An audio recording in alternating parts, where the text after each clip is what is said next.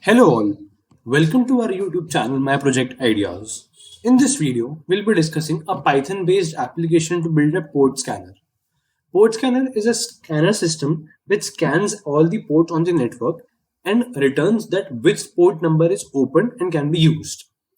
As far as requirements of building this model is concerned, it requires Python programming language and a Visual Studio Code editor or any other code editor in which Python can be run and installed. Just make sure, guys, you have all the necessary libraries and module installed with your Python. If not, you can directly install from your terminal, that is pip install the module name. So with that being said, let's get started and have a look on the code of port scanner. So guys, this is an entire Python program for a port scanner.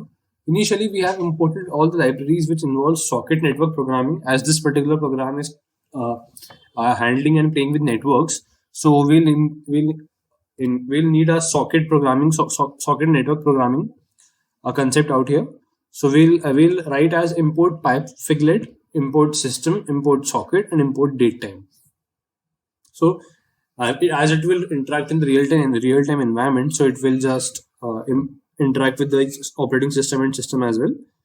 Next, what we have done is we have set a ASCII banner variable, and we have basically print a banner of such kind. For example, if I will run this particular program, so this banner means this port scanner. As you can see, this port scanner.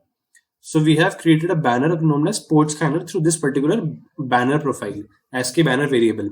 So pyfiglet is used to generate some figures and of such kinds of. It's just to make our program more interactive or more user interface or more user friendly, so that it is a port scanner. So you can scan the.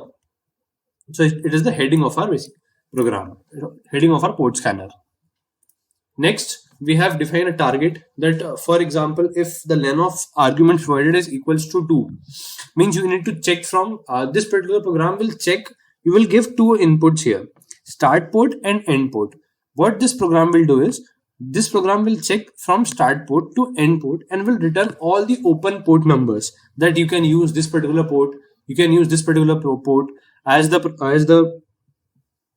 program runs, as the program terminates. It will return that you can use this particular port number. This is an open port. This is a closed port. All the ports codes, all the open ports will be returned by this particular program. Then we'll define the target through socket programming. We have set the host name according to the argument. And next, what we have done is we have created a try except catch statements, and once you will start giving the start port and end port, it will print that scanning targeted scanning started at this particular date time, and hence it will entirely run this try except block, in which we have been checked through socket programming that if the ports are open, it will return the port number, and if the ports are closed, it will return none. So this is an entire Python program that will basically helps us to interact with the port networks, port networks that will just interact with the system and will return the port numbers and the according to the port number, which port number is opened. So this was an entire Python program, guys, which is sort of socket network programming. All the this particular explanation is short enough and concise enough, because all we have done is we have just used the inbuilt functions and we have just print the port number if the port number is open. If the connect function returns nothing, means the port is closed. But if the connect function returns something, means then the port is open. So accordingly, through connect function, we have decided whether the port is open or port is closed.